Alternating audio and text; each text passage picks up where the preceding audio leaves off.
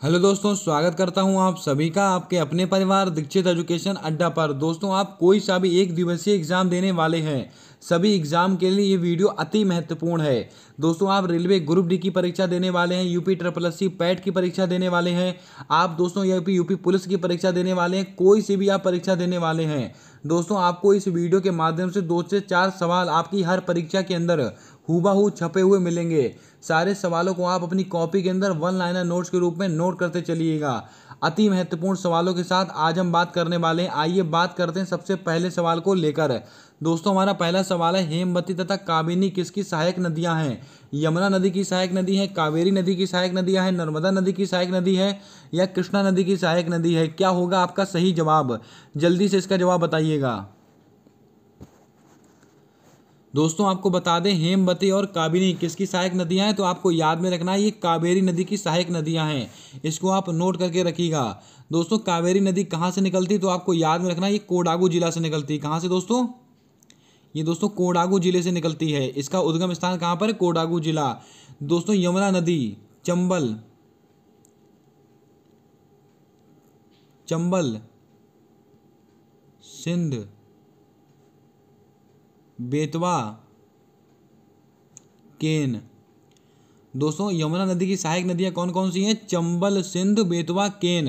इसको आप नोट कर लीजिएगा, अति महत्वपूर्ण कॉन्सेप्ट है। कावेरी नदी की कौन कौन सी सहायक नदियां हैं? हेमवती और काबिनी।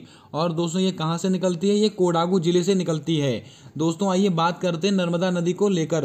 नर्मदा नदी कहाँ से निकलती है दोस्तों? अमरकंटक की पहाड़ी से निकलती है। कहाँ से दोस्तों? अमरकंटक की पहाड़ी से। अमरकंटक की पहाड़ी से निकलती है नर्मदा नदी। और दोस्तों, इसके ऊपर क्या क्या महत्वपूर्ण है, तो आपको याद में रखना है इसके अंदर सरदार सरोवर बांध, सरदार सरोवर बांध, इसके ऊपर एक सरदार सरोवर बांध स्थित है। और दोस्तों, ओंकारेश्वर बांध, ओंकारेश्वर बांध। और दोस्तों, इसके ऊपर एक क्या है? धुआंधार जलप्रपात। क्या? धुआंधार जलप्रपात। इसको आप नोट करके रखिएगा। दोस्तों, उम्मीद करता हूँ सारी जानकारी आपने नोट कर ली होगी। यमुना नदी की सहायक नदियाँ कौन कौन सी? चंबल, सिंध, बेतवा, केन। ये सब दोस्तों नदियों के नाम है, ये सब चारों, चंबल, सिंध, बेतवा, केन। और कावेरी नदी की सहायक नदियाँ कौन कौन सी है? हेमवती और काबिनी किसकी सहायक नदी है? कावेरी नदी की है। नर्मदा नदी दोस्तों ये कहाँ से निकलती है? अमरकंटक की पहाड़ी से निकलती है। और इसके ऊपर सरदार सरोवर बांध, धुआंधार जलप्रपात और ओंकारेश्वर बांध ये सब स्थित है। आइए दोस्तों, कृष्णा नदी को लेकर भी थोड़ी सी बात कर लेते हैं। इसको उम्मीद करता हूँ आपने सारी जानकारी को नोट कर लिया होगा। अभी मैं इसको दोस्तों पेज को चेंज कर मैं आपको बताता हूँ कृष्णा नदी को लेकर। दोस्तों, कृष्णा नदी ये कहाँ से निकलती है? महाबलेश्वर से निकलती है। कहाँ से दोस्तों?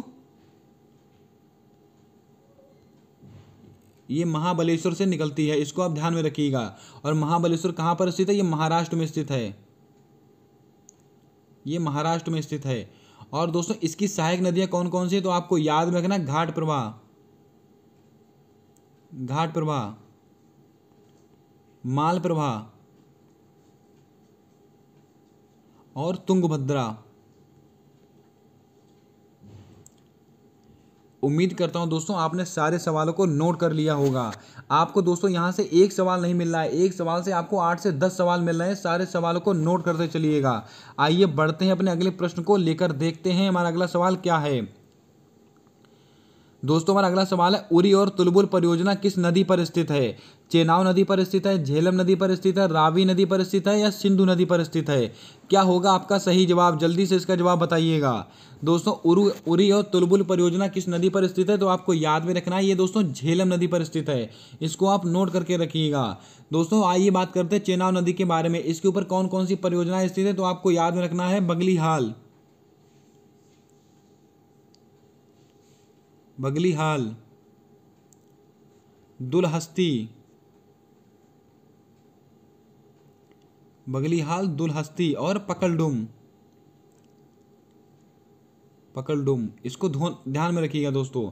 चेनाब नदी पर कौन कौन सी हैं? बगलीहाल, दुलहस्ती, पकलडुम, ये सब परियोजना किस पर है? चेनाब नदी पर स्थित हैं। उरी और तुलबुल परियोजना किस पर स्थित है? ये झेलम नदी पर स्थित है। दोस्तों रावी नदी को वेदों में क्या कहा जाता है? तो इसको आप नोट करके रखिएगा, इसको वेदों में परुष्णी कहा जाता है। रावी नदी को वेदों में क्या कहा जाता है? परुष्णी कहा जाता है। इसको आप नोट कर लीजिएगा दोस्तों, आपसे ये सवाल पूछा जा सकता है। और दोस्तों आप कमेंट बॉक्स के माध्यम से बताएंगे सिंधु जल समझौता किन किन देशों के बीच में है, जल्दी से बताइएगा। आपको दोस्तों बता दें ये 1960 का समझौता है, 1960 का। अब आपको बताना है दोस्तों ये कौन कौन से देशों के बीच में स्थित है सिंधु जल समझौता। जल्दी से इसका जवाब आप कमेंट बॉक्स के माध्यम से देंगे। उम्मीद करता हूं दोस्तों आपने सारे सवालों को नोट कर लिया होगा। आइए बात करते हैं अपने अगले और महत्वपूर्ण सवाल को लेकर। दोस्तों हमारा अगला और परीक्षा में छपने वाला सवाल, कूनो राष्ट्रीय उद्यान कहाँ पर स्थित है? दोस्तों कूनो राष्ट्रीय उद्यान बहुत ही ज़्यादा चर्चा का विषय बना हुआ है और आने वाली सारी परीक्षाओं के लिए रामबाण प्रश्न होगा, क्योंकि दोस्तों कूनो राष्ट्रीय उद्यान के अंदर नामीबिया से 8 चीतों को लेकर आया गया है। इसको आप नोट कर लीजिएगा, जिसके अंदर दोस्तों 3 मादा हैं, 5 नर हैं। इसको भी आप ध्यान में रखिएगा, यानी कि 3:5 का रेशो है। दोस्तों आपसे यह सवाल भी पूछा जा सकता है। और कहाँ से चीते लाए गए? ये नामीबिया से चीते लाए गए हैं। आपसे सवाल पूछा गया है कि कूनो राष्ट्रीय उद्यान स्थित कहाँ पर है, तो आपको याद में रखना है ये मध्य प्रदेश में स्थित है। इसको आप नोट कर लीजिएगा। यहाँ पर 8 चीते लाए गए हैं 17 सितंबर को, और दोस्तों जिसमें से 3 मादा हैं, 5 नर हैं। और दोस्तों कहाँ पर लाए गए? कूनो राष्ट्रीय उद्यान में लाए गए, मध्य प्रदेश के अंदर है। आइए दोस्तों और ऑप्शन को लेकर बात करते हैं। लद्दाख, यहाँ पर दोस्तों हेमिस राष्ट्रीय उद्यान है। क्या है दोस्तों? हेमिस, हेमिस राष्ट्रीय उद्यान। ये भारत का सबसे बड़ा राष्ट्रीय उद्यान है, हेमिस राष्ट्रीय उद्यान। दोस्तों यहीं पर दोस्तों एक हेमिस फेस्टिवल भी मनाया जाता है। अगर आपसे पूछा जाता है कि हेमिस फेस्टिवल कहाँ मनाया जाता है, तो ये लद्दाख में ही मनाया जाता है। दोस्तों असम, अति महत्वपूर्ण। दोस्तों असम में बहुत सारे राष्ट्रीय उद्यान हैं, लेकिन दोस्तों उसके अंदर से कुछ महत्वपूर्ण क्या है? देहिंग पटकाई, देहिंग पटकाई, देहिंग पटकाई नेशनल पार्क या राष्ट्रीय उद्यान है। दोस्तों ये कहाँ पर स्थित है? असम में स्थित है। लेकिन दोस्तों ये क्यों महत्वपूर्ण है? आपसे पूछा जाएगा कि भारत का सबसे नवीनतम कौन सा राष्ट्रीय उद्यान है, तो आपको याद में रखना टाइगर रिजर्व कौन सा है? देहिंग पटकाई है। इसको आप ध्यान में रखिएगा। दोस्तों आपसे पूछा जाता है मणिपुर के बारे में, अति महत्वपूर्ण। यहाँ पर क्या स्थित है? काबुल लामजाओ,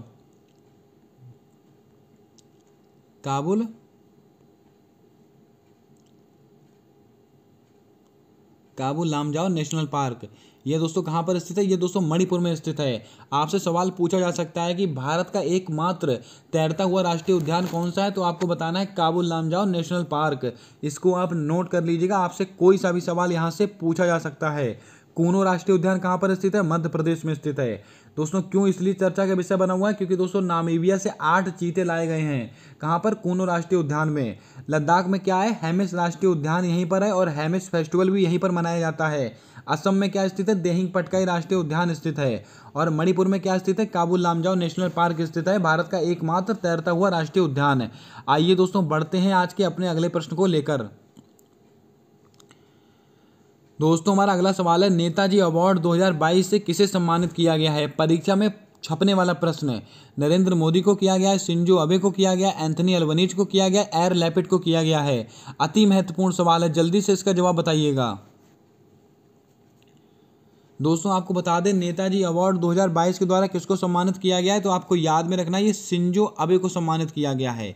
अब दोस्तों बात करते हैं शिंजो अबे को लेकर। ये दोस्तों जापान के पूर्व प्रधानमंत्री हैं। किसके दोस्तों? जापान के पूर्व प्रधानमंत्री हैं। कौन? शिंजो अबे, जिनकी दोस्तों अभी हाल ही में नारा के अंदर गोली मारकर हत्या कर दी गई थी। जापान के पूर्व पीएम कौन है? शिंजो अबे हैं, जिनकी दोस्तों अभी हाल ही में गोली मारकर हत्या कर दी गई थी। दोस्तों इन्होंने ही क्वेड की संकल्पना दी है। क्वेड कितना महत्वपूर्ण संगठन है, कब दी है? 2007 के अंदर दी है। आपसे पूछा जाता है कि क्वेड की संकल्पना किसने दी है? शिंजो अबे ने दी है। ये दोस्तों क्या थे? जापान के पूर्व प्रधानमंत्री थे। इनको दोस्तों नेताजी अवार्ड द्वारा 2022 का सम्मानित किया गया अपने भारत देश के अंदर है। और क्वेड में कितने देश शामिल हैं? क्वेड के अंदर दोस्तों 4 देश शामिल हैं। कौन कौन से दोस्तों? इंडिया, जापान, ऑस्ट्रेलिया और अमेरिका। इसको आप नोट करके रखिएगा, ये 4 देश शामिल हैं। और दोस्तों इन चारों देशों का जो एक युद्धाभ्यास होता है उसको बोलते हैं मालाबार युद्धाभ्यास, इसको आप नोट करके रखिएगा। दोस्तों एंथनी अल्बनीज बहुत ही महत्वपूर्ण नाम है। ये कौन है? ये ऑस्ट्रेलिया के नए प्रधानमंत्री बने हैं। कहाँ के? ऑस्ट्रेलिया के नए प्रधानमंत्री कौन बने? Anthony Albanese. और दोस्तों एर लैपिड, ये दोस्तों इजराइल के नए प्रधानमंत्री बने हैं। कौन? एर लैपिड। इसको भी आप नोट कर लीजिएगा। उम्मीद करता हूं दोस्तों आपने सारे सवालों को नोट कर लिया होगा। सारे सवाल आपकी परीक्षा के लिए अति महत्वपूर्ण सवाल हैं। दोस्तों मैं ये नहीं जानता हूं कि ये सवाल आपकी परीक्षा में छपेंगे या नहीं, लेकिन दोस्तों आपको जो यहाँ से एक्सप्लेनेशन दिया जाता है और सवालों को लेकर, वहाँ से आपकी परीक्षा में 100% सवाल छपेगा, इसकी गारंटी ली जाती है। आइए दोस्तों बात करते हैं अपने अगले और महत्वपूर्ण सवाल को लेकर। दोस्तों हमारा अगला सवाल है, लता मंगेशकर जी को भारत रत्न कब मिला था? वर्ष 1999 में मिला था, वर्ष 2001 में मिला है, वर्ष 2002 में मिला है, वर्ष 2003 में मिला है। क्या होगा आपका सही जवाब? जल्दी से इसका जवाब बताइएगा। लता मंगेशकर जी को भारत रत्न द्वारा कब सम्मानित किया गया है? तो आपको याद में रखना है, वर्ष 2001 में सम्मानित किया गया है। आपका ऑप्शन नंबर बी आपका सही जवाब होगा। दोस्तों आपको बता दें अभी हाल ही में लता मंगेशकर जी की डेथ हुई है, जिनको स्वर कोकिला के नाम से जाना जाता है। भारत ने एक अनमोल हीरा अपना खो दिया था। और दोस्तों इनका भारत का सर्वोच्च सम्मान भारत रत्न इनको कब प्रदान हुआ है? वर्ष 2001 में प्रदान हुआ है। दोस्तों इनको पद्म विभूषण सम्मान द्वारा वर्ष 1999 में सम्मानित किया गया। पद्म विभूषण द्वारा दोस्तों इनको 1999 में सम्मानित किया गया। इसको आप नोट करके रखिएगा। दोस्तों आपको बता दें ये कहाँ की रहने वाली है? इंदौर मध्य प्रदेश की रहने वाली है। अब दोस्तों यहाँ से आपसे सवाल पूछा जा सकता है कि पहला लता दीनानाथ मंगेशकर पुरस्कार किसको मिला है? दोस्तों लता दीनानाथ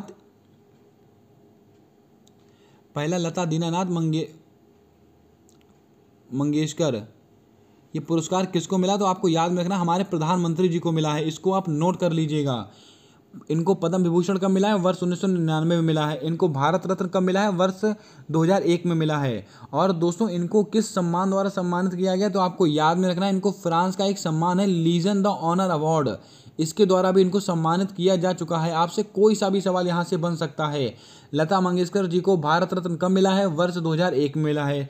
पद्म विभूषण कब मिला है? वर्ष 1999 में मिला है। और दोस्तों लता दीनानाथ मंगेशकर पुरस्कार द्वारा किसको सम्मानित किया गया सन 2020 के अंदर? हमारे पीएम मोदी जी को किया गया है। और दोस्तों किसको लता मंगेशकर जी को किस देश का सर्वोच्च सम्मान मिला है? फ्रांस का। कौन सा? Legion d' Honneur award. इसको आप नोट कर लीजिएगा। दोस्तों आप लोगों के लिए एक जबरदस्त सवाल जीके का। आप बताइएगा ऐसा कौन सा संगीतकार है जिनको सबसे पहले भारत रत्न प्राप्त हुआ था? जल्दी से इसका जवाब बताइएगा। वो दोस्तों कौन सी ऐसी महिला थी जिनको ये सम्मान मिला था? जल्दी से इसका जवाब बताइएगा। आइए बढ़ते हैं अपने अगले और महत्वपूर्ण सवाल को लेकर। दोस्तों हमारा अगला सवाल है, 2022 में मेजर ध्यानचंद पुरस्कार कितने खिलाड़ियों को मिला है? नोट कीजिएगा दोस्तों, यहाँ से आपकी परीक्षा में 100% सवाल छपेगा, इसको कोई रोक नहीं सकता है। दोस्तों 2022 में मेजर ध्यानचंद पुरस्कार कितने खिलाड़ियों को मिला? जल्दी से इसका जवाब बताइएगा। 10 खिलाड़ियों को, 12 खिलाड़ियों को, 14 खिलाड़ियों को या 16 खिलाड़ियों को? दोस्तों क्या होगा आपका सही जवाब? दोस्तों आपको बता दें मेजर ध्यानचंद पुरस्कार कितने खिलाड़ियों को मिला है? ये दोस्तों 12 खिलाड़ियों को मिला है। इसको आप ध्यान में रखिएगा। अति महत्वपूर्ण नाम है, जिसके अंदर दोस्तों जो 5 गोल्ड मेडल किसके अंदर जीते गए थे? ये टोक्यो पैरा ओलंपिक के अंदर जीते गए थे। 5 जो गोल्ड मेडल जिन खिलाड़ियों ने जीते हैं उन्हीं लोगों को, 5 को तो उन्हीं लोगों को मिला है। और भी उसके अलावा दोस्तों 7 खिलाड़ी और भी हैं। दोस्तों आपको बता दें 2022 में मेजर ध्यानचंद पुरस्कार 12 खिलाड़ियों को मिला है। इसको आप नोट करके रखिएगा। और दोस्तों वो 12 खिलाड़ी कौन कौन से हैं आप ध्यान में रखिएगा। 5 खिलाड़ी तो टोक्यो पैरा ओलंपिक के हैं। दोस्तों अगर आपने हमारी ओलंपिक वाली वीडियो नहीं देखी है, आप उस वीडियो को देखिएगा, आपको सारे सवालों के जवाब यहाँ से आसानी से मिल जाएंगे। अब आपकी जिम्मेदारी बनती है आप उस पूरा वीडियो को देखिएगा। उसमें दोस्तों टोक्यो ओलंपिक की पूरी जानकारी दी गई है। आप सर्च कर सकते हैं Commonwealth game by Dikshit education Adda, आपको तुरंत पूरी जानकारी मिल जाएगी। उसके अंदर दोस्तों वो 12 खिलाड़ी कौन कौन से हैं पूरा बताया गया है। आपकी जिम्मेदारी बनती है आप उस वीडियो को देखें जाकर। दोस्तों आपको बता दें 2022 में मेजर ध्यानचंद पुरस्कार, इसका दोस्तों नया, पहले इसका नाम क्या था? इसका पहला नाम था राजीव गांधी खेल पुरस्कार। राजीव गांधी खेल पुरस्कार इसका नाम था दोस्तों। लेकिन दोस्तों अब इसका नया नाम क्या रख दिया गया था? मेजर ध्यानचंद पुरस्कार। इसकी राशि कितनी होती? 25 लाख रुपए। पहले दोस्तों इसकी राशि 10 लाख हुआ करती थी, लेकिन अब कितनी हो गई है? 25 लाख रुपए हो गई है। इसको भी आप नोट करके रखिएगा। आइए बात करते हैं अपने अगले सवाल को लेकर। दोस्तों हमारा अगला सवाल है, नीति आयोग की स्थापना किस वर्ष हुई है? दोस्तों आप कोई सा भी एग्जाम देने जा रहे हो, नीति आयोग आपकी परीक्षा में 100% पूछा जाने वाला सवाल है। 1 जनवरी 2015 को हुई है, 15 अगस्त 1969 को हुई है, 1 जनवरी 1958 को हुई है, 7 अप्रैल 1948 को हुई है। क्या होगा आपका सही जवाब? जल्दी से इसका जवाब बताइएगा। नीति आयोग आपको दोस्तों बता दें हर परीक्षा में छपने वाला प्रश्न है और इसकी स्थापना कब हुई है? 1 जनवरी 2015 को हुई है। इसको आप नोट कर लीजिएगा। आपका ऑप्शन नंबर ए आपका सही जवाब होगा। दोस्तों इसके अध्यक्ष कौन होते हैं? स्वयं प्रधानमंत्री जी होते हैं। इसको आप नोट करके रखिएगा, स्वयं प्रधानमंत्री जी। और दोस्तों इसके उपाध्यक्ष कौन है? सुमन बेरी। कौन दोस्तों? सुमन बेरी इसके उपाध्यक्ष हैं। और दोस्तों इसके सीईओ कौन है? परमेश्वर अय्यर। परमेश्वर अय्यर इसके सीईओ हैं। नीति आयोग की स्थापना कब हुई है? 1 जनवरी 2015 को हुई है। और इसके अध्यक्ष कौन होते हैं? स्वयं प्रधानमंत्री जी होते हैं। और इसके दोस्तों उपाध्यक्ष कौन बनाए गए हैं? अभी हाल ही में सुमन के बेरी जी बनाए गए हैं। और दोस्तों इसके सीईओ कौन बनाए गए हैं? परमेश्वर अय्यर जी बनाए गए हैं। आपको यह भी याद रखना है कि परमेश्वर अय्यर जी किसके स्थान पर बनाए गए? अमिताभ कांत के स्थान पर बनाए गए हैं। आइए दोस्तों और ऑप्शन को लेकर बात करते हैं। 15 अगस्त 1969 दोस्तों कई बार मैं आपको बता चुका हूँ, इसरो का स्थापना वर्ष है। इसरो का स्थापना वर्ष है। और इसके हेड कौन है? सोमनाथ जी हैं, आप सब जानते हैं। इसके हेड कौन है? सोमनाथ जी हैं। दोस्तों 1 जनवरी 1958 ये दोस्तों डीआरडीओ का स्थापना वर्ष है, डीआरडीओ का। अब दोस्तों इसके वर्तमान में हेड कौन है? सतीश रेड्डी जी के स्थान पर है किसको नियुक्त किया गया है? इसका जवाब आप जल्दी से कमेंट बॉक्स करके बताइएगा। दोस्तों आप देख रहे हैं कि मैं आपके सामने कुछ सने ऐसी है जो मैं बार बार लेकर आता हूं ऑप्शन के माध्यम से। वो दोस्तों मैं इसीलिए लेकर आता हूं सारे सवाल आपको उंगलियों पे रट जाएं, क्योंकि दोस्तों यही सब परीक्षा में पूछा जाने वाला है आपसे। आप UP police, UP SSC, PAT, लेखपाल, कोई सा भी एग्जाम में आप बैठ जाइए, यहाँ से सवाल बनने की प्रबल संभावना है। आपसे यहीं से सवाल पूछे जाएंगे। 7 अप्रैल 1948 को क्या हुआ? आप सब जानते हैं, WHO की स्थापना हुई है, WHO। अब दोस्तों इसका हेडक्वार्टर कहाँ पर है? इसकी जिम्मेदारी बनती है आप कमेंट बॉक्स करके बताइएगा इसका हेडक्वार्टर कहाँ पर स्थित है। और वर्तमान में इसके हेड कौन है? टेड्रोस हैं, इसको ध्यान में रखिएगा। आइए बढ़ते हैं अपने अगले और महत्वपूर्ण सवाल को लेकर। दोस्तों हमारा अगला सवाल है, एनसीईआरटी के नए निदेशक कौन बनाए गए हैं? अति महत्वपूर्ण सवाल है। और दोस्तों कई सारी परीक्षाओं में ये सवाल बार बार पूछा जा चुका है, तो आने वाली परीक्षाओं में पूछा जा सकता है, ऐसी उम्मीद लगाई जा सकती है। एनसीईआरटी के नए निदेशक कौन बने हैं? दिनेश प्रसाद सकलानी जी बने हैं, डॉक्टर मनोज सोनी बने हैं, अजय भल्ला बने हैं, विनय क्वात्रा बने हैं। क्या होगा आपका सही जवाब? चारों नाम अति महत्वपूर्ण है, आपको चारों की जानकारी दी जाएगी। आपको दोस्तों एक सवाल नहीं मिल रहा है, आपको एक सवाल से 5 से 6 सवाल मिल रहे हैं। सारे सवालों को आप अपनी कॉपी के अंदर वन लाइनर नोट्स के रूप में नोट करते चलिएगा। दोस्तों कहने को ये 20 सवाल होते हैं, लेकिन दोस्तों आपके लिए ये 100 से 150 सवाल होते हैं। दोस्तों बात करते हैं अपने सवाल को लेकर। एनसीईआरटी के नए निदेशक कौन बने हैं? दिनेश प्रसाद सकलानी बने हैं, डॉक्टर मनोज सोनी बने हैं, अजय भल्ला बने हैं, विनय क्वात्रा बने हैं। दोस्तों आपको बता दें एनसीईआरटी के नए निदेशक कौन बने हैं? दिनेश प्रसाद सकलानी जी बने हैं। इसको आप नोट करके रखिएगा। दोस्तों डॉक्टर मनोज सोनी यूपीएससी के नए चेयरमैन कौन बने? यूपीएससी सिविल सेवा, इसके दोस्तों नए चेयरमैन कौन बने हैं? ये दोस्तों डॉक्टर मनोज सोनी साहब बने हैं। अजय भल्ला क्या है तो आपको याद में रखना, ये गृह सचिव हैं। कौन दोस्तों? ये हमारे नए गृह सचिव बने हैं, मंत्री, गृह मंत्री नहीं दोस्तों, गृह सचिव। और विनय क्वात्रा कौन है? ये विदेश सचिव बने हैं हमारे, ये हमारे विदेश सचिव हैं। इसको नोट करके रखिएगा। दोस्तों उम्मीद करता हूँ आपने सारे सवाल नोट कर लिए होंगे। एनसीईआरटी के नए निदेशक कौन है? डॉक्टर दिनेश प्रसाद सकलानी जी हैं। और दोस्तों यूपीएससी के नए चेयरमैन कौन बनाए गए? डॉक्टर मनोज सोनी जी बनाए गए हैं। अजय भल्ला कौन है? गृह सचिव हैं। और विनय क्वात्रा कौन है? विनय मोहन क्वात्रा, ये दोस्तों विदेश सचिव हैं। उम्मीद करता हूँ दोस्तों आपने सारे सवालों को नोट कर लिया होगा। आइए बात करते हैं अपने अगले प्रश्न को लेकर। देखते हैं हमारा अगला सवाल क्या है। दोस्तों हमारा अगला सवाल है, राष्ट्रपति का निर्वाचन मंडल किससे संबंधित है? अति महत्वपूर्ण सवाल है, जल्दी से इसका जवाब बताइएगा। राष्ट्रपति का जो निर्वाचन मंडल होता है वो किससे संबंधित होता है? अनुच्छेद 52 से संबंधित है, अनुच्छेद 53 से संबंधित है, अनुच्छेद 54 से संबंधित है, अनुच्छेद 61 से संबंधित है। क्या होगा आपका सही जवाब? जल्दी से इसका जवाब बताइएगा। राष्ट्रपति का निर्वाचन मंडल किससे संबंधित है? दोस्तों आपको बता दें, राष्ट्रपति का जो निर्वाचन मंडल होता है वह अनुच्छेद 54 से संबंधित होता है। इसको आप नोट करके रखिएगा। अति महत्वपूर्ण सवाल है और आपकी परीक्षा में कई बार यह सवाल पूछा जा चुका है। दोस्तों अनुच्छेद 54 क्या कहता है? राष्ट्रपति का निर्वाचन मंडल से संबंधित है। दोस्तों आप सब जानते हैं कि अभी राष्ट्रपति चुनाव हुए हैं और द्रौपदी मुर्मू जी भारत की पहली आदिवासी महिला राष्ट्रपति बनी हैं। इसीलिए दोस्तों राष्ट्रपति का सवाल आपकी परीक्षा में छपने की प्रबल संभावना है। आइए दोस्तों और ऑप्शन को लेकर बात करते हैं। राष्ट्रपति का निर्वाचन मंडल तो आपने देख लिया, अनुच्छेद 54 में है। दोस्तों आपको बता दें, अनुच्छेद 52 क्या कहता है कि भारत का एक राष्ट्रपति होगा। यह अनुच्छेद 52 कहता है, इसको आप नोट करके रखिएगा। दोस्तों अनुच्छेद 61 क्या कहता है? राष्ट्रपति पर महाभियोग, इसको आप नोट कर लीजिएगा। राष्ट्रपति पर महाअभियोग किस पर होता है दोस्तों? तो आपको याद में रखना है अनुच्छेद 61 है। और दोस्तों अनुच्छेद 53 किससे संबंधित है? ये भी दोस्तों राष्ट्रपति से ही संबंधित है। इसका जवाब आप कमेंट बॉक्स करके बताएंगे। उम्मीद करता हूं दोस्तों आपने सारे सवालों को नोट कर लिया होगा। दोस्तों एक सवाल अति महत्वपूर्ण बनता है, जो भारत की जो राष्ट्रपति बनी है द्रौपदी मुर्मू, ये दोस्तों दूसरी महिला राष्ट्रपति हैं लेकिन पहली आदिवासी महिला राष्ट्रपति हैं। ये दोस्तों किसको हराकर राष्ट्रपति बनी? तो आपको याद में रखना है, यशवंत सिन्हा जी को हराकर ये राष्ट्रपति बनी है। इसको भी आप ध्यान में रखिएगा। आइए दोस्तों बढ़ते हैं अपने अगले और महत्वपूर्ण सवाल को लेकर। दोस्तों हमारा अगला सवाल है, योग दिवस 2022 की थीम क्या है? दोस्तों जैसा कि आप सब जानते हैं कि इस बार योग दिवस 2022 कौन से क्रम का था? 8वें क्रम का मनाया गया था। तो दोस्तों आपसे ये सवाल पूछा जा सकता है, जल्दी से बताइएगा। योग दिवस 2022 की थीम क्या है? सेहत के लिए योग, मानवता के लिए योग, स्वस्थ जीवन के लिए योग, या निरोगी शरीर का माध्यम योग? क्या होगा आपका सही जवाब? जल्दी से बताइएगा, क्या होगा आपका सही जवाब? दोस्तों आपको बता दें, योग दिवस 2022 इसकी थीम क्या है? मानवता के लिए योग। इसको आप नोट करके रखिएगा। और दोस्तों इस बार कौन से क्रम का था? ये 8वें क्रम का था। और दोस्तों इसकी शुरुआत कब से हुई है? 2015 से इसकी शुरुआत हुई थी। दोस्तों आप 2015 से इसको काउंट कर सकते हैं, पूरे 8 वर्ष निकलेंगे। दोस्तों योग दिवस कौन से क्रम का था? 8वें क्रम का था। और दोस्तों किस वर्ष इसकी शुरुआत हुई थी? 2015 में हुई थी। और दोस्तों इस बार की थीम क्या है? मानवता के लिए योग।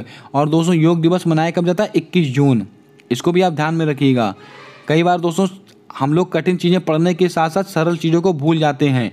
21 जून को योग दिवस मनाया जाता है। तो आइए बढ़ते हैं अपने अगले प्रश्न को लेकर।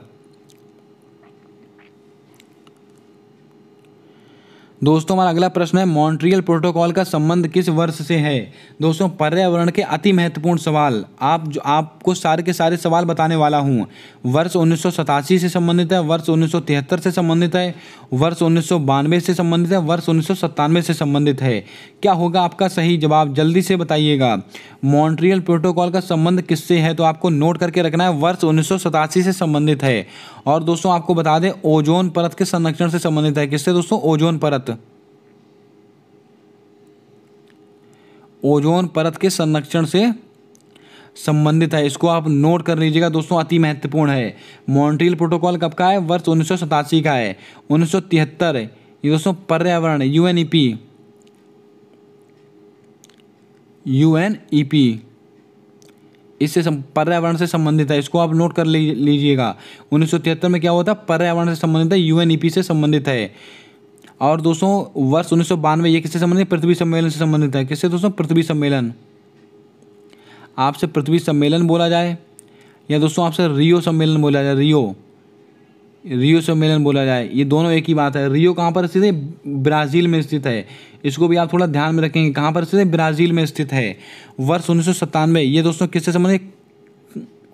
Kyoto protocol. किससे दोस्तों? क्योटो प्रोटोकॉल से संबंधित है। और ये ग्रीन हाउस गैस दोस्तों किससे? ग्रीन हाउस गैसेस से संबंधित है। इसको भी आप नोट करके रखिएगा। उम्मीद करता हूं दोस्तों आपको सारे सवाल समझ में आए होंगे, सारे सवाल आपने नोट किए होंगे, लिख लिए होंगे। दोस्तों मॉन्ट्रियल प्रोटोकॉल किससे संबंधित है? ओजोन परत के संरक्षण से संबंधित है। और दोस्तों किस वर्ष से है? वर्ष 1987 से है। और दोस्तों 1973 ये दोस्तों किससे संबंधित है? पर्यावरण संरक्षण दोस्तों सम्मेलन से संबंधित है, यानी कि यूएनईपी से संबंधित है। और दोस्तों वर्ष 1992 किससे संबंधित है? ये पृथ्वी सम्मेलन से संबंधित है। यानी कि दोस्तों अगर आपसे पृथ्वी सम्मेलन पूछा जाता है या रियो सम्मेलन पूछा जाता है तो आपका जवाब क्या होगा? वर्ष 1992। 1997 किससे संबंधित है? क्योटो प्रोटोकॉल से संबंधित संबंधित है। लेकिन दोस्तों क्योटो प्रोटोकॉल की स्थापना 1997 में हुई है, लेकिन इसको लागू कब किया गया था तो आपको नोट करके रखना है, वर्ष 2005 में इसको लागू किया गया है। इसको भी आप ध्यान में रखिएगा। दोस्तों आपको बता दें मॉन्ट्रियल प्रोटोकॉल वर्ष 1987 का, इसीलिए दोस्तों 16 सितंबर को ओजोन परत संरक्षण दिवस मनाते हैं। इसको भी आप ध्यान में रखिएगा। उम्मीद करता हूं दोस्तों आपने सारे सवालों को नोट किया होगा। आइए बढ़ते हैं अपने अगले और महत्वपूर्ण सवाल को लेकर। दोस्तों हमारा अगला सवाल है, प्रथम बौद्ध संगति से संबंधित स्थान कौन सा है। दोस्तों बौद्ध संगति हर परीक्षा में छपने वाला सवाल है। यहाँ से दोस्तों आपसे घूम घुमाकर एक से 8 सवाल पूछ ही लिया जाता है। आज के बाद दोस्तों आप कभी नहीं भूलेंगे। प्रथम बौद्ध संगति से संबंधित स्थान कौन सा है। राजगृह है, वैशाली है, पाटलिपुत्र है, कुंडलवन है। कुंडलवन कहाँ पर स्थित है, कश्मीर में स्थित है। इसको आप ध्यान में रखिएगा। प्रथम बौद्ध संगति से संबंधित स्थान कौन सा है तो आपको याद में रखना है, यह स्थान है हमारा राजगृह। ये दोस्तों पहली बौद्ध संगति से संबंधित है। ये दोस्तों वैशाली दूसरी से संबंधित है, और दोस्तों पाटलिपुत्र तीसरी से संबंधित है, और दोस्तों कुंडलवन कश्मीर ये चौथी बौद्ध संगति से संबंधित है। ये तो दोस्तों हो गए इनके स्थान। अब दोस्तों इसके शासनकाल किसका था उस समय, इसके बारे में हम बात करते हैं। दोस्तों राजगृह, इसमें दोस्तों अजातशत्रु, कौन, अजातशत्रु, कालाशोक और ये अशोक और ये कनिष्क।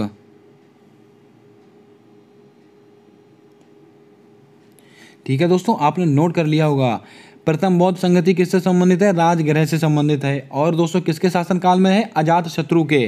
द्वितीय बौद्ध संगति किससे संबंधित है, वैशाली से संबंधित है, किसके शासनकाल में, कालाशोक के। तृतीय बौद्ध संगति किससे संबंधित है, पाटलिपुत्र से संबंधित है, और दोस्तों किसके शासनकाल में, अशोक के। और दोस्तों चौथी बौद्ध संगति किससे संबंधित है, कुंडलवन से संबंधित है। कुंडलवन कहाँ पर, कश्मीर में, और किसके शासनकाल में, कनिष्क के शासनकाल में। उम्मीद करता हूँ दोस्तों आपको सारे सवाल समझ में आए होंगे। इसका स्क्रीनशॉट ले लीजिएगा और अपनी कॉपी के अंदर नोट कर लीजिएगा। आइए बढ़ते हैं अपने अगले और महत्वपूर्ण सवाल को लेकर। दोस्तों हमारा अगला सवाल है, चौरी चौरा घटना किस वर्ष से संबंधित है। दोस्तों आपको क्या लगता है ये सवाल मैंने क्यों लिया होगा। आपको बता दें चौरी चौरा घटना के अभी हाल ही में 100 वर्ष पूर्ण हो चुके हैं, यानी कि दोस्तों 2022 में इसके 100 वर्ष पूर्ण हो चुके हैं। इसीलिए दोस्तों आपके लिए ये सवाल अति महत्वपूर्ण बन जाता है। वर्ष 1920 में है, वर्ष 1927 में है, वर्ष 1924 में है, या वर्ष 1922 में है। क्या होगा आपका सही जवाब, जल्दी से इसका जवाब बताइएगा। दोस्तों आपको बता दें चौरी चौरा घटना कब की है, वर्ष 1922 की। इसको आप नोट करके रखिएगा, तभी तो दोस्तों इसको 100 वर्ष पूरे हो चुके हैं। वर्ष 1922 की है। और दोस्तों आपको बता दें 1920 इसको क्या हुआ था, असहयोग आंदोलन। असहयोग आंदोलन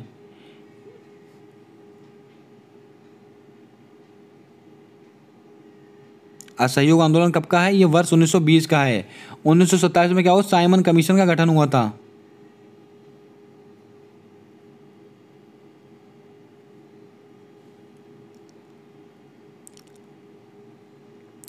साइमन कमीशन का गठन हुआ था वर्ष 1927 में।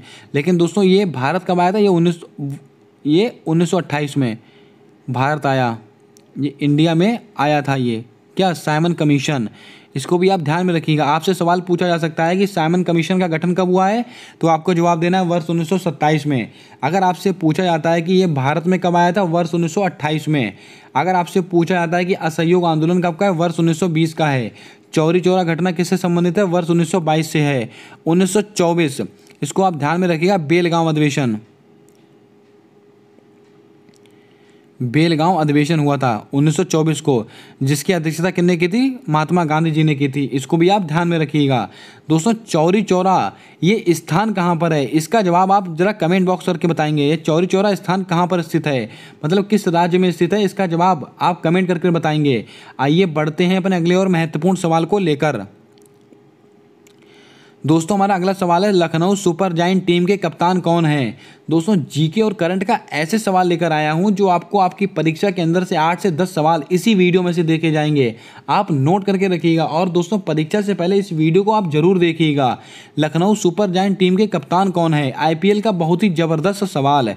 हार्दिक पांड्या हैं, केएल राहुल हैं, जोस बटलर हैं, या राहुल द्रविड़ हैं। क्या होगा आपका सही जवाब, जल्दी से इसका जवाब बताइएगा। दोस्तों आपको बता दें लखनऊ सुपर जायंट टीम, इसके कप्तान कौन है, केएल राहुल को बनाया गया है। इसको आप नोट करके रखिएगा। दोस्तों हार्दिक पांड्या ये गुजरात टाइटंस,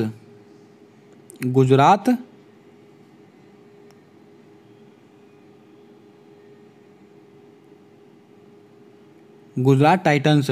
इसके कप्तान कौन है? हार्दिक पांड्या हैं। लखनऊ सुपर जायंट टीम के कप्तान कौन है?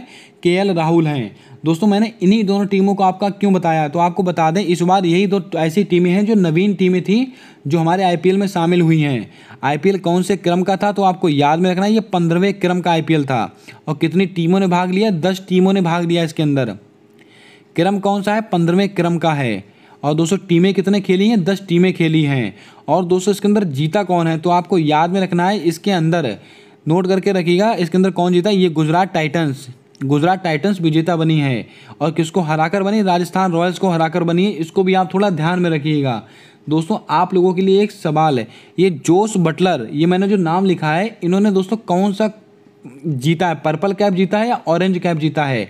इसका जवाब आप कमेंट बॉक्स करके कमेंट के माध्यम से बताएंगे। दोस्तों ये सवाल भी आपसे पूछा जा सकता है। आईपीएल से संबंधित सारे सवाल मैंने आपको बता दिए हैं। और दोस्तों इसका स्पॉन्सर कौन है?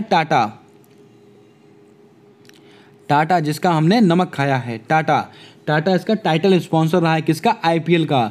इसको भी आप ध्यान में रखिएगा। आइए बढ़ते हैं अपने अगले प्रश्न को लेकर, देखते हैं हमारा अगला सवाल क्या है। दोस्तों खेलों का हमारा दूसरा सवाल, परीक्षा में छपने वाला सवाल है। राष्ट्रमंडल खेलों की शुरुआत कब हुई थी? वर्ष 1929 में हुई है, वर्ष 1930 में हुई है, वर्ष 1932 में हुई है, वर्ष 1942 में हुई है? क्या होगा आपका सही जवाब? जल्दी से इसका जवाब बताइएगा। राष्ट्रमंडल खेल जो दोस्तों कहाँ पर हुए हैं? बर्मिंघम के अंदर हुए हैं। बर्मिंघम कहाँ पर स्थित है? इंग्लैंड में स्थित है। और दोस्तों इसकी शुरुआत कब हुई थी? वर्ष 1930 में हुई थी। कहाँ से? कनाडा में भी कहाँ से? हैमिल्टन।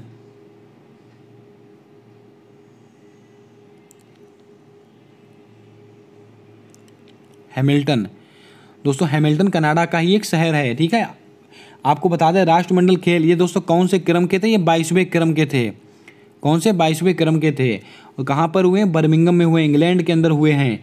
इसको भी आप नोट करके रखिएगा। अगले कहाँ होंगे? ऑस्ट्रेलिया के अंदर होने वाले हैं। दोस्तों इसमें भारत का कौन सा स्थान रहा? ये भारत का चौथा स्थान रहा है। इंडिया का कौन सा स्थान रहा है? चौथा। पहले स्थान पे कौन रही है? ऑस्ट्रेलिया रही है। नोट करके रखिएगा। इंडिया ने कुल कितने पदक जीते हैं? 61 पदक जीते हैं, जिसमें से दोस्तों 22 क्या हैं? 22 गोल्ड हैं। इसको आप नोट कर लीजिएगा। दोस्तों सारे आंकड़े अति महत्वपूर्ण हैं। उम्मीद करता हूं दोस्तों आपको सारी जानकारी समझ में आई होगी। और दोस्तों इसका शुभंकर क्या है? पैरी द बुल इसका शुभंकर है। दोस्तों आप लोगों के लिए एक सवाल, जो राष्ट्रमंडल खेल हैं जो 21वें क्रम के थे, यानी कि जो सन 2018 में हुए थे, वो कहाँ पर आयोजित हुए थे? जल्दी से इसका जवाब आप कमेंट बॉक्स करके बताएंगे। दोस्तों राष्ट्रमंडल खेल अगर आपने नहीं देखा है तो आप हमारे चैनल पर जाकर कॉमनवेल्थ गेम दीक्षित एजुकेशन अड्डा आप इतना डाल देंगे, पूरी वीडियो आपके सामने आ जाएगी। और दोस्तों ग्रुप डी के अंदर भी मैंने एक प्लेलिस्ट में सारे खेलों का एक वीडियो बनाकर डाला है, उसको भी आप देख लीजिएगा। Tokyo Olympic, para Olympic, Commonwealth game आपका सब कवर हो जाएगा। यहाँ से एक सवाल गलत नहीं होगा आपका। तो आइए बढ़ते हैं आज के अगले सवाल को लेकर, देखते हैं हमारा अगला सवाल क्या है। दोस्तों हमारा अगला सवाल है, मरुस्थलीकरण रोकथाम दिवस कब मनाया जाता है? दोस्तों बार बार परीक्षा में यही सब सवाल पूछे जाते हैं। 17 जून को मनाया जाता है, 23 जून को मनाया जाता है, 20 मार्च को मनाया जाता है, या 23 जनवरी को मनाया जाता है? क्या होगा आपका सही जवाब?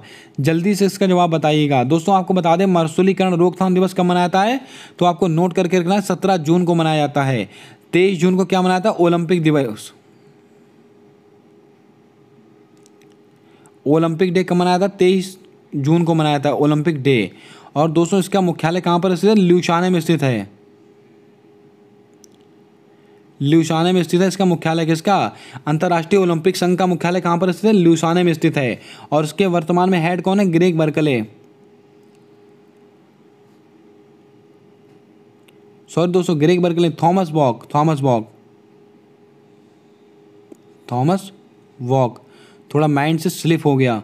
ग्रेग बर्कले नहीं होगा इसका आंसर। ग्रेग बर्कले तो आईसीसी के हेड हैं, जिसका मुख्यालय दुबई में स्थित है। मैंने आपको कल या परसों की वीडियो में बताया हुआ है। दोस्तों मरुस्थलीकरण रोकथाम दिवस कब मनाया जाता है? 17 जून को मनाया जाता है। 23 जून को क्या मनाया जाता है? ओलंपिक डे मनाया जाता है। और इसका मुख्यालय कहाँ पर स्थित है? ल्यूशाने में स्थित है। और वर्तमान में इसके हेड कौन है? थॉमस वॉक हैं। 20 मार्च को क्या मनाया था, तो आपको नोट करके रखना है, विश्व गौरैया दिवस। विश्व गौरैया दिवस मनाया था कब, 20 मार्च को मनाया जाता है। दोस्तों गौरैया दिवस बार बार परीक्षा में पूछा जाता है। 23 जनवरी को दोस्तों मैं आपको 20 बार बता चुका हूँ क्या मनाया था, पराक्रम दिवस। पराक्रम दिवस मनाया था 23 जनवरी को नेताजी सुभाष चंद्र बोस जी के जन्म दिवस के उपलक्ष्य में। इसको आप ध्यान में रखिएगा। आइए बढ़ते हैं अपने अगले प्रश्न को लेकर। दोस्तों हमारा अगला सवाल है, अंतर्राष्ट्रीय बुकर पुरस्कार 2022 का विजेता कौन है। परीक्षा में आने वाला सवाल, आपको नंबर दिलाने वाला सवाल है। नीना गुप्ता है, रामदत्त मिश्र हैं, गीतांजलि श्री हैं, दीपक धर हैं। 4 नाम, आपको 4 सवाल देके जाएंगे आज। आइए बात करते हैं अपने सवाल को लेकर। अंतर्राष्ट्रीय बुकर पुरस्कार 2022 का विजेता कौन है। नीना गुप्ता है, रामदत्त मिश्र हैं, गीतांजलि श्री हैं या दीपक धर हैं। क्या होगा आपका सही जवाब। दोस्तों आपको बता दें अंतर्राष्ट्रीय बुकर पुरस्कार किसने जीता, ये गीतांजलि श्री ने जीता है। इसको आप नोट करके रखिएगा, अति महत्वपूर्ण दोस्तों सवाल है। किसके लिए, रेत समाधि के लिए। किसके लिए, इनका एक उपन्यास है रेत समाधि, इसके लिए दोस्तों इन्होंने क्या जीता है, अंतर्राष्ट्रीय बुकर पुरस्कार जीता है। दोस्तों रेत समाधि या Tom of sand, Tom of sand, आपसे कुछ भी पूछे आपका जवाब क्या होगा, गीतांजलि श्री। इसको आप नोट करके रखिएगा, रेत समाधि। दोस्तों बात करते हैं और ऑप्शन को लेकर। नीना गुप्ता, इन्होंने दोस्तों रामानुजम पुरस्कार जीता है।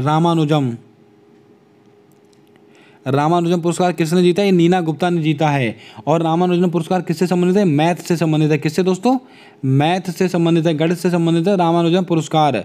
दोस्तों दीपक धर, ये कहाँ के हैं, ये IIT कानपुर के हैं। IIT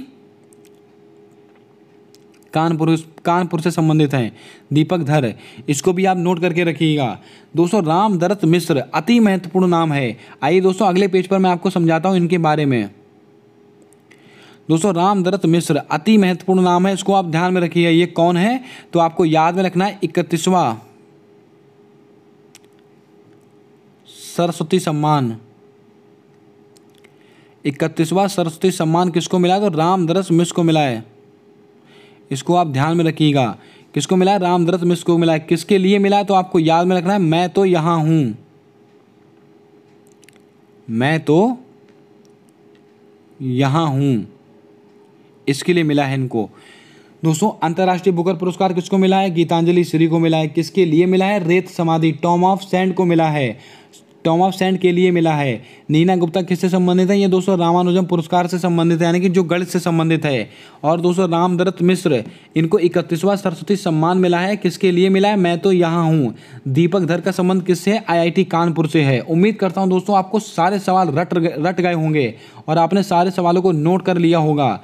दोस्तों अगर आपको वीडियो अच्छा लग रहा है तो वीडियो को लाइक कर दें, और अभी तक आपने हमारे YouTube चैनल को अगर सब्सक्राइब नहीं किया तो सब्सक्राइब करके बेल वाला आइकन ध्यान से दबा लें, क्योंकि दोस्तों सारी मेहनत आप लोगों के लिए की जाती है।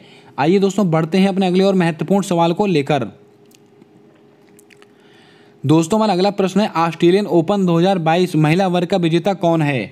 दोस्तों मैंने पिछली वीडियो बनाई थी, उसके अंदर मैंने पुरुष वर्ग के सारे विजेता आपको बताए थे। आज मैं आपको महिला वर्ग के सारे विजेता बताऊंगा। जो 4 ग्रैंड स्लैम होते हैं टेनिस के, अति महत्वपूर्ण और हर परीक्षा के लिए परीक्षा में छपने वाले प्रश्न है। आइए दोस्तों बात करते हैं अपने अगले प्रश्न को लेकर। दोस्तों ऑस्ट्रेलियन ओपन 2022 में महिला वर्ग का विजेता कौन है। एशले बार्टी हैं, ईगा स्विएटेक है, एलिना रिवाकीना है, मिताली राज हैं। 4 नाम, 5 सवाल आपकी परीक्षा में छपेंगे यहाँ से। दोस्तों आपको बता दें ऑस्ट्रेलियन ओपन 2022 में महिला वर्ग का विजेता कौन है, तो आपको याद में रखना है ये एशले बार्टी हैं, अति महत्वपूर्ण नाम है।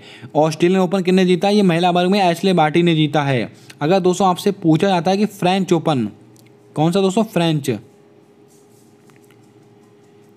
ओपन किसने जीता है, फ्रेंच ओपन जीता है ईगा स्विएटेक ने जीता है। अगर आपसे पूछा जाता है कि विंबलडन ओपन ये किसने जीता है, ये दोस्तों एलिना रिवाकीना ने जीता है। अगर आपसे पूछा जाता है कि US ओपन जो सबसे लास्ट में होता है, US ओपन, यह भी दोस्तों इन्होंने जीता है, ईगा स्विएटेक ने जीता है। उम्मीद करता हूं दोस्तों हमने चारों ग्रैंड स्लैम याद कर लिए होंगे। ऑस्ट्रेलियन ओपन का खिताब किसने जीता है, एशले बार्टी ने जीता है। और दोस्तों फ्रेंच ओपन और यूएस ओपन किसने जीता है? ईगा स्विएटेक ने जीता है। विंबलडन ओपन किसने जीता है? एलिना रिवाकिना ने जीता है। दोस्तों आपको बता दें विंबलडन ओपन सबसे पुराना टेनिस टूर्नामेंट है। आप ये भी याद में रखिएगा, ये सब किसके टूर्नामेंट है? ये सब टेनिस के टूर्नामेंट हैं। मिताली राज एकमात्र महिला जिन्होंने 6 वर्ल्ड कप खेले हैं। 6 वर्ल्ड कप खेलने वाली महिला कौन है? मिताली राज। दोस्तों इन्होंने अभी अपने खेल से संन्यास ले लिया है, इसीलिए दोस्तों यह सवाल आपकी परीक्षा के लिए अति महत्वपूर्ण हो जाता है। एशले बार्टी ने भी संन्यास ले लिया है।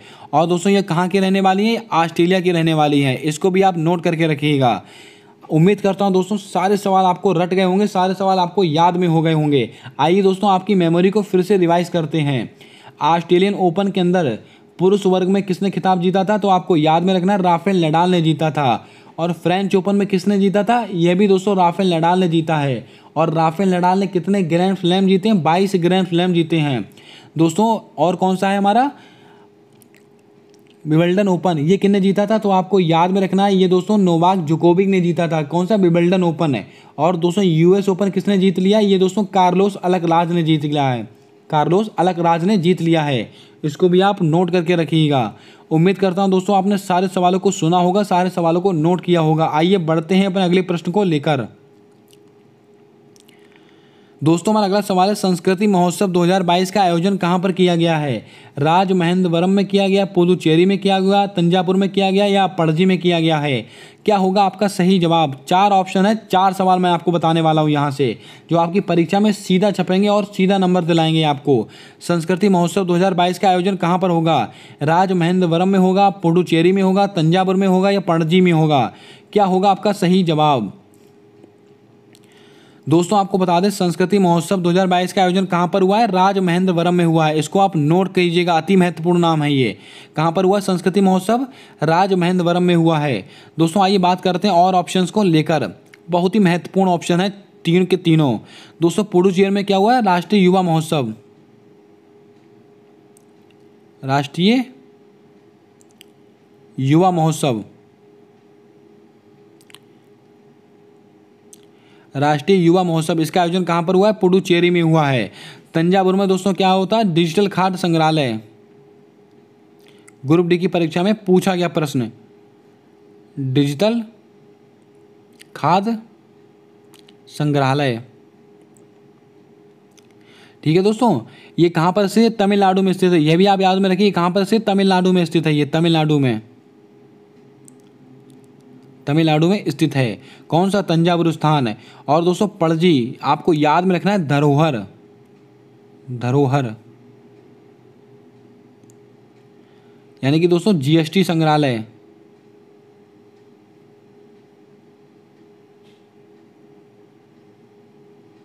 जीएसटी संग्रहालय। दोस्तों यहाँ से आपसे कोई सा भी सवाल बन सकता है। आइए दोस्तों एक बार फिर से सारे सवालों को हम रिवाइज करते हैं। संस्कृति महोत्सव 2022 का आयोजन कहाँ पर हुआ है? राजमहेंद्रवरम में हुआ है। दोस्तों पुडुचेरी में क्या हुआ? राष्ट्रीय युवा महोत्सव मनाया गया है। दोस्तों तंजावुर में क्या हुआ है? तो आपको याद में रखना है, तंजावुर कहाँ पर स्थित है? ये दोस्तों तमिलनाडु के अंदर स्थित है। और डिजिटल खाद्य संग्रहालय आपसे पूछा जाता है कहाँ पर खोला गया? ये तंजावुर के अंदर खोला गया है। पणजी के अंदर क्या है दोस्तों? जीएसटी संग्रहालय ओपन किया गया है। और दोस्तों उसका नाम क्या दिया गया है? धरोहर नाम दिया गया है। उम्मीद करता हूं दोस्तों आपने सारे सवालों को नोट कर लिया होगा। आइए बढ़ते हैं अपने अगले और अंतिम सवाल को लेकर। दोस्तों आ गया परीक्षा में छपने वाला सवाल है, एससीओ संगठन में शामिल होने वाला नवीनतम देश कौन सा है? अति महत्वपूर्ण। पाकिस्तान है, भारत है, ईरान है, किर्गिस्तान है? क्या होगा आपका सही जवाब? जल्दी से इसका जवाब बताइएगा। दोस्तों आपको बता दें एससीओ संगठन में शामिल होने वाला नवीनतम देश कौन सा है? तो आपको याद में रखना है ईरान। अति महत्वपूर्ण नाम है ये दोस्तों, अभी हाल ही में शामिल हुआ है। आइए दोस्तों बात करते हैं एससीओ संगठन को लेकर।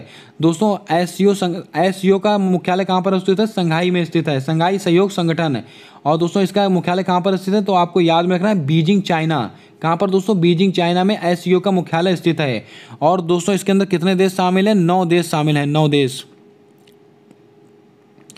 और दोस्तों इसकी 2022 की बैठक हो रही, कौन सी? 2022 की जो बैठक हो रही कहाँ पर हो रही? उज्बेकिस्तान के अंदर हो रही है। अति महत्वपूर्ण दोस्तों सवाल है ये। और 2023 की कहाँ पर होगी? ये हमारे भारत देश में होगी। कहाँ पर? भारत में। दोस्तों SCO संगठन में कितने देश शामिल हैं? 9 देश शामिल हैं। 2022 की इसकी बैठक कहाँ पर हो रही है? उज्बेकिस्तान में हो रही है। 2023 की इसकी बैठक कहाँ पर होगी? हमारे भारत देश में होगी। और इसके अंदर नवीनतम देश कौन सा है? ईरान इसमें नवीनतम देश शामिल है। दोस्तों आपसे सवाल पूछा जाता है कि इसके अंदर दोस्तों कौन कौन से देश शामिल हैं। दोस्तों आपको कहाँ पर कंफ्यूज किया जा सकता है, मैं वही सवाल आपको बताऊंगा। दोस्तों 9 देश कौन कौन से हैं तो आपको याद में रखना है। एक तो पाकिस्तान हो गया, एक तो भारत हो गया, एक तो ईरान हो गया, एक दोस्तों कौन सा हो गया? एक रूस हो गया, एक चाइना हो गया। इसके अलावा दोस्तों कौन से हो गए? उज्बेकिस्तान हो गया, कजाकिस्तान हो गया, और दोस्तों कौन सा है? किर्गिस्तान हो गया। और इसके अलावा देखिए आप दोस्तों 9 देश हो गए होंगे। 1 2 3 4 5 6 7 8 9 देश हो गए। अब दोस्तों आपसे सवाल पूछा जाता है कि इसमें से कौन सा देश शामिल नहीं है। दोस्तों किर्गिस्तान, तजाकिस्तान, उज्बेकिस्तान, ये सब दोस्तों सुनने में और बोलने में एक जैसे लगते हैं। इसीलिए दोस्तों आपको कहाँ पर कंफ्यूज किया जा सकता है तो आपको याद में रखना है। अगर आपके सामने लिख के आता है तुर्कमेनिस्तान, ये देश दोस्तों शामिल नहीं है, बस इसको आप याद में रखिएगा। SCO संगठन में कौन कौन से देश शामिल हैं? 9 देश शामिल हैं। 9 के नाम मैंने आपको बता दिए हैं। और इसका मुख्यालय कहाँ पर स्थित है? बीजिंग चाइना में स्थित है। और दोस्तों इसमें नवीनतम देश कौन सा शामिल हुआ है? ईरान इसके अंदर शामिल हुआ है। और इसके अलावा इसकी जो 2022 की बैठक कहाँ पर होगी? उज्बेकिस्तान के अंदर होगी। और 2023 की बैठक कहाँ पर होगी? हमारे भारत देश के अंदर होने वाली है। लेकिन दोस्तों आपसे सवाल पूछा जाता है कि इसके अंदर कौन सा देश शामिल नहीं है। और दोस्तों आपको कहाँ पर कंफ्यूज किया जाएगा? ये तुर्कमेनिस्तान में कंफ्यूज किया जाएगा, क्योंकि दोस्तों किर्गिस्तान, तजाकिस्तान और दोस्तों उज्बेकिस्तान, ये सब दोस्तों बोलने में सुनने में एक जैसे लग रहे हैं, लेकिन दोस्तों आपको याद में रखना है तुर्कमेनिस्तान इसमें शामिल नहीं है। इसको आप वेरी इंपॉर्टेंट करके नोट कीजिएगा। उम्मीद करता हूं दोस्तों आपने सारे सवालों को अच्छे से नोट किया होगा और आपने सारे सवालों को अच्छे से समझा होगा। आपको दोस्तों यहाँ पर 20 सवाल नहीं दिए गए हैं, 20 के माध्यम से आप गुणा कर लीजिएगा। 20 पंजे 100 120 सवाल आपको आज यहाँ पर बताए गए हैं। और दोस्तों 1 घंटे के अंदर 100-120 सवाल अगर आप याद कर लेते हैं तो आपके लिए अति महत्वपूर्ण क्लास हो जाती है। आप कोई सा भी 1 दिवसीय एग्जाम देने जा रहे हो, इस क्लास को देख कर जाइएगा। आपकी परीक्षा में सीधा यहाँ से प्रश्न छपने वाले हैं। आप दोस्तों अगर वीडियो अच्छा लगा है तो वीडियो को जल्दी से लाइक कर दें।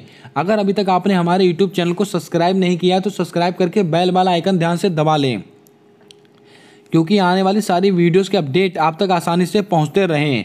आइए दोस्तों मिलते हैं आने वाली अगली वीडियो में। तब तक के लिए जय हिंद, जय भारत। दोस्तों अपना सपोर्ट, अपना प्रेम हमारे यूट्यूब चैनल के साथ बनाकर रखिएगा।